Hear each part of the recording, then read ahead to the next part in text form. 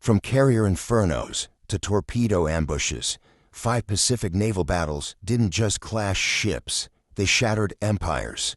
These engagements turned the tide, dooming Japan and birthing American sea power. June 4, 1942, the Central Pacific. The Battle of Midway would become the Pacific War's decisive turning point.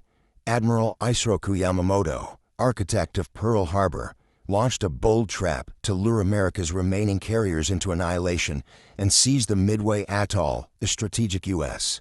outpost 1,300 miles northwest of Hawaii. He committed 4 elite fleet carriers: Akagi, Kaga, Soryu, and Hiryu, all veterans of Pearl Harbor, flanked by battleships, cruisers, and over 350 aircraft, believing American codebreakers had been outmaneuvered. But U.S. intelligence, through cracked Japanese Gen. 25 code, had intercepted the plan, allowing Admiral Chester Nimitz to position 3 carriers: Enterprise, Hornet, and Yorktown in ambush. At dawn, Japanese planes swarmed Midway, pounding runways and defenses in a feint to draw out U.S. carriers, but Nimitz held fire, waiting for the perfect moment. Around 10:20 a.m., the tide turned in 5 minutes of chaos. U.S.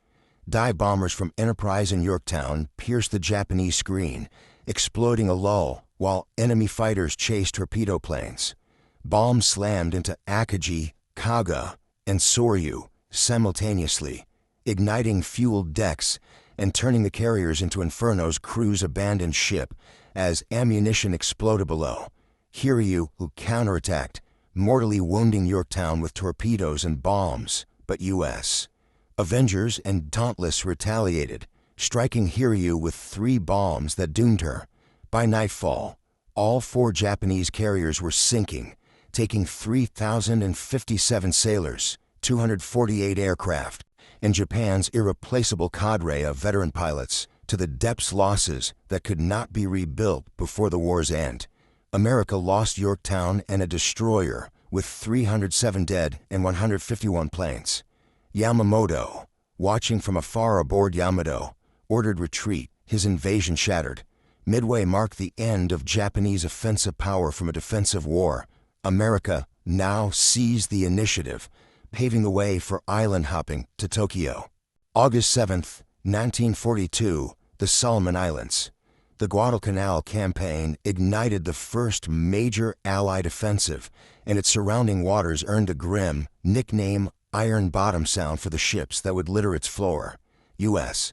Marines landed on Guadalcanal to seize a vital airfield, catching Japan off guard, but the Imperial Navy immediately countered with 5 major night surface battles from August to November, each more desperate than the last.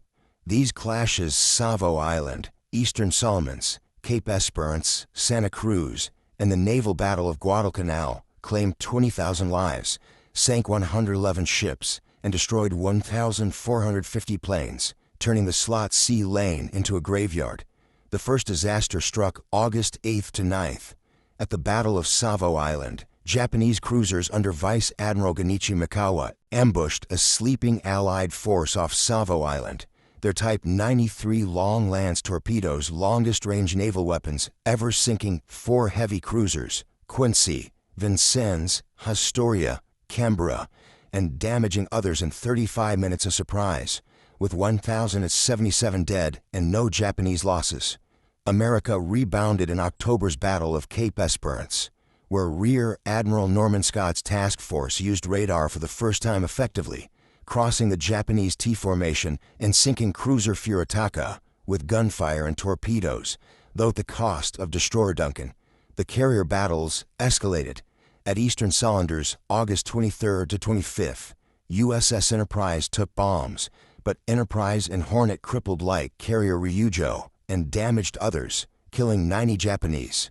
Santa Cruz, October 25th to 27th, saw Japan damage Enterprise and sink Hornet, but lose 148 vital planes to U.S. 92, tilting pilot attrition against them. The climax came November 12th to 15th in the naval battle of Guadalcanal. Japanese battleships Hai and Kirishima aimed to bombard Henderson Field, but U.S. Ships under Rear Admiral Daniel Callahan intercepted in point-blank night melee. Torpedoes and shells flew in the darkness. Japanese shells killed Callahan and Rear Admiral Norman Scott, the only U.S. flag officers lost in surface combat, while Washington sank Hiroshima with radar-directed 16-inch guns, the first battleship killed by gunfire alone. Japan lost 2 battleships but failed to bombard the airfield, dooming their Guadalcanal reinforcements and shifting momentum to America. October 23 to 26, 1944, Philippine waters. The Battle of Leyte Gulf engulfed over 100,000 square miles, involving 282 ships and 1,800 planes, the largest naval battle in history, and obliterated Japan's navy as a fighting force. As U.S. forces under General Douglas MacArthur invaded Leyte to reclaim the Philippines, Admiral Somotoyoda unleashed a desperate 4-pronged counterattack with nearly everything remaining: battleships Yamato and Musashi, plus carriers, cruisers, and destroyers, aiming to trap American invasion fleets in a pincer.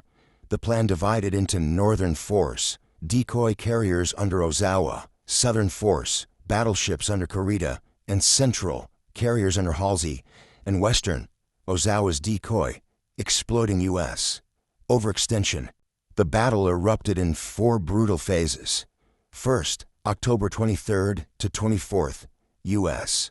submarines sank 2 Japanese cruisers in Surigao Strait, ambushing the Southern Force. Then, the battle off Samar, October 25th, became legend. Halsey's Third Fleet chased Ozawa's decoy north, leaving San Bernardino Strait unguarded. Kurita's battleships emerged to massacre escort carriers of Taffy 3 under Rear Admiral Clifton Sprague. Outgunned 23-6, the tiny jeep carriers and destroyers charged with tin cans. Destroyers, forming a desperate screen. Johnston skipper yelled small boys against big boys, launching torpedoes and 5-inch guns that damaged Yamato and others, sinking 4 Japanese heavy ships before U.S. planes arrived. Kurita, shocked by the fury, inexplicably retreated, sparing the landings. Off Cape Ingano, October 25th, Halsey's carriers annihilated Ozawa's force, sinking 4 carriers, 3 cruisers, and 500 planes. In Surigao Strait, October 25th, Vice Admiral Thomas Kincaid's battleship line crossed Nishimura's T and pulverized the Southern Force with radar fire, sinking battleships Fuso and Yamashiro in a turkey shoot. Japan lost 29 ships, including Musashi, to 19 bombs and 17 torpedoes, and 10,500 men. America lost 6 ships and 2,800. Leyte secured MacArthur's return and crippled Japan's navy, opening the path to Okinawa and atomic victory. May 4th to 8th, 1942, off Australia's northeast coast. The Battle of the Coral Sea was history's first carrier versus carrier clash, fought entirely by aircraft over the horizon without fleets sighting each other, and it stalled Japan's southern advance. Planning Operation Amo to seize Port Moresby, New Guinea, and Tulagi, Solomons, as bases threatening Australia, Vice Admiral Takeo Takagi deployed carriers Shokaku and Zuikaku with invasion transports, while U.S. codebreakers alerted via Jan 25 Dispatch Task 417 under Rear Admiral Frank Jack Fletcher, carriers Lexington and Yorktown, plus cruisers and destroyers. Australia contributed cruiser Australia and destroyers, fearing invasion. May 3rd, Japanese troops landed unopposed at Tulagi, U.S. Planes from Yorktown bombed the invasion force, sinking destroyer Kikuzuki and transports but alerting Takagi. May 7th, misidentifications led to Sideshow's Japanese planes sank U.S. oiler Neosho and destroyer Sims, mistaking them for carriers, while U.S.